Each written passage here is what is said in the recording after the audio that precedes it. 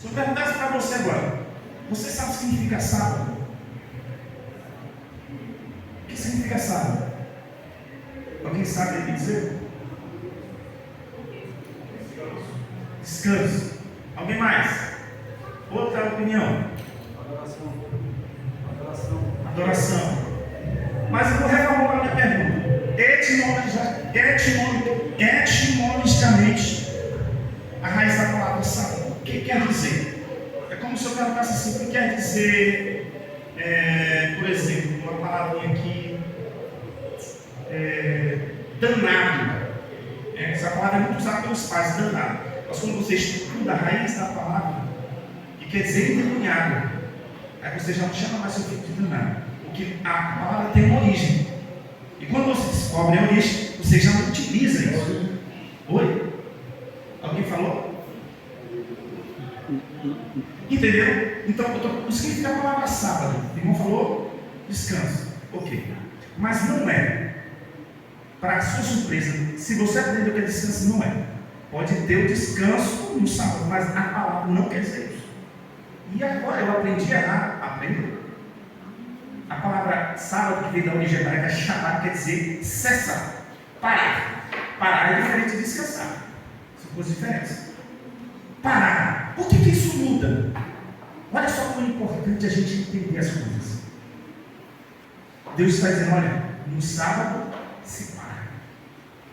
Se para. Não é descansar no sentido, sábado não faz nada. Não é isso. O sentido não foi é parar.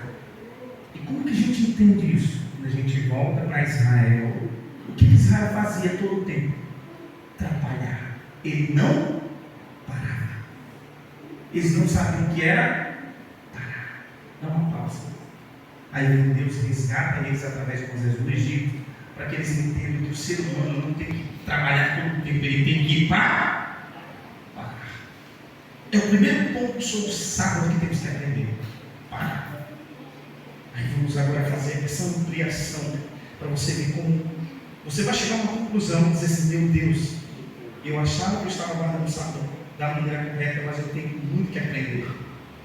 Então quer dizer que quando você passa de 6 horas e ainda está se movimentando em algo que não é divino, você não está guardando o sábado, porque você tem que parar antes. Entendeu? Vamos longe. Hoje eu quero mostrar que eu me incluo, porque o pregador diz assim: vocês, nós temos muito que aprender sobre o sábado. Muito. E hoje vamos aprender o quanto nós estamos longe ainda. Não é só para a igreja, não. Meu irmão falou: isso aí é de Deus. Isso qualquer um faz. Não é isso. Hoje vamos aprender a essência do que é guardar o sábado, como se deve. E você vai se surpreender em coisas que você não faz, que eu não faço, que nós não fazemos, que às vezes faltou interesse de cavar mais. Então qual é o primeiro ponto? Parar. Pare tudo que vocês estão fazendo. 6h30 de sexta-feira você está dentro do ônibus, ainda no serviço. Você parou? Ainda está para a faca do carro. Entenderam? Já não sábado, está transgredido, porque ainda está dentro do ônibus. E agora, como nós fazemos, irmão, para guardar o sábado, como a Bíblia diz? Hoje vamos aprender. Às 17 horas da noite, ainda está na corrida dentro de casa, tomando banho, para querer fazer o culto. Já passou da hora. Nem adianta. Estão entendendo? Eu gosto desse tipo de sermões, porque às vezes nós somos muito cheios de si, nós estamos cheios de ego. Muita gente vai com o peito assim: eu sou guardador do sábado. Será? Será que é mesmo? Vamos abrir a Bíblia, Êxodo 20. Vamos lá?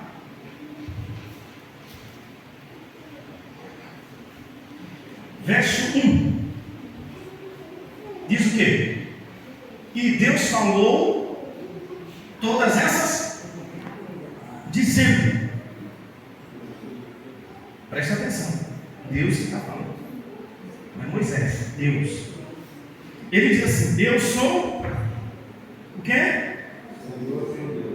Que te tirei da terra da casa dos. Ponto. Vem aqui. Esse é o texto mais importante de Êxodo 20. Sabia? Quando a gente vai falar 10 mandamentos, a gente sempre pula essa parte e vai logo para o não terá outros. Esquece desse verso aqui, que é, eu poderia parar aqui e a gente falar só sobre esse verso. Sabe qual é o maior problema hoje da humanidade? Sabe qual é o maior problema hoje das pessoas? É não conhecer a Deus. Se você não conhecer a Deus, você não vai entender os mandamentos. É por isso que esse verso antes é importante. Muita gente diz: a lei foi abolida, a lei não presta. Sabe por que está dizendo isso? Não conhece a Deus. Não entendeu? E aqui o grande problema: se nós não aprendermos a conhecer a Deus, você não vai entender o sábado, nem o primeiro mandamento, nem o rapaz. Você não vai entender. Você vai ouvir de forma superficial, mas entender não vai, porque primeiro tem que conhecer a Deus. E conhecer a Deus é estudar quem Ele é. Porque quando eu digo assim: a lei foi abolida, eu estou dizendo que Deus falhou, que Ele é perfeito, que Ele criou não foi perfeito. Está entendendo a dinâmica? Muita gente está falando isso equivocadamente. Quando diz: o sábado foi abolido, está dizendo que Deus errou, que o que Ele falhou é perfeito. Porque a Bíblia diz que Deus é ser perfeito, não há imperfeição. Ele não erra, Deus não erra nunca. Nós erramos. Como eu conheço a Deus? Primeira coisa, estudar. Tirar um tempo para estudar. E é onde que a gente estuda? A Bíblia. Eu vou citar uma coisa aqui bem boba. Bem boba. Que 90% erra. Simplesmente por não ler direito.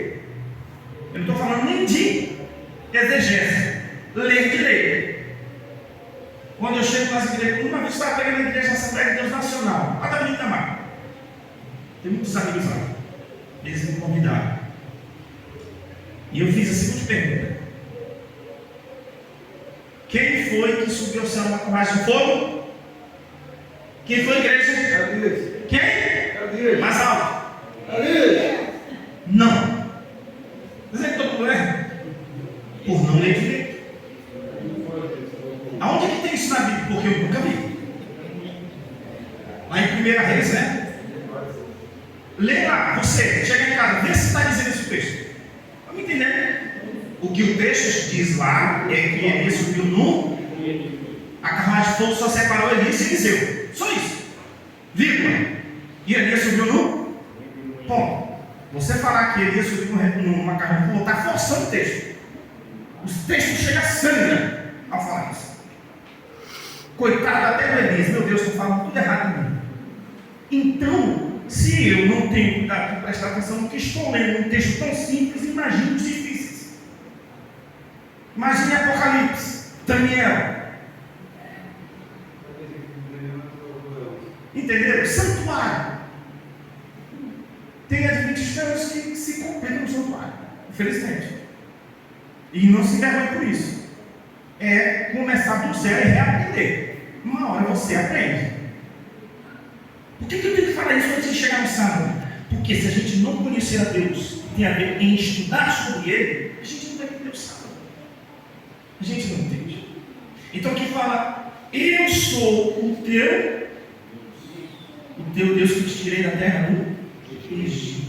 Entenda, compreenda, me conheçam, para que vocês vão entender daqui para frente.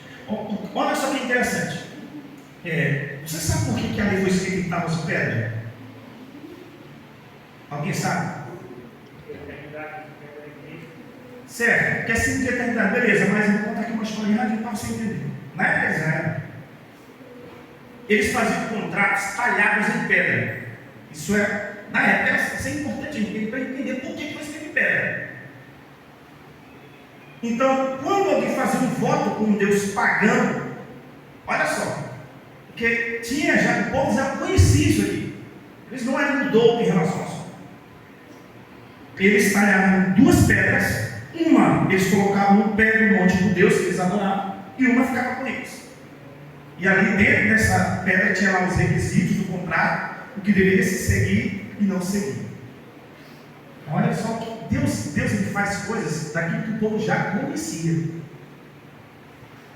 Aí, para complementar o que o irmão falou, pedra com pedra, a gente morre e ela fica. Então, ela é significado de eternidade, ela dura muito tempo. Então, a lei de Deus é um contrato de você com Deus. E aqui nesse contrato tem os requisitos. O que você deve fazer, o que você não deve fazer.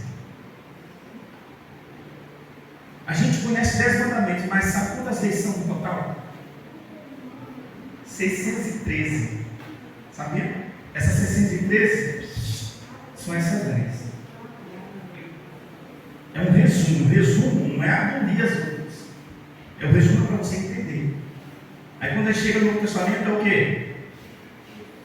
2. É o resumo das 10. Mas não está eliminando as 10, é só um resumo.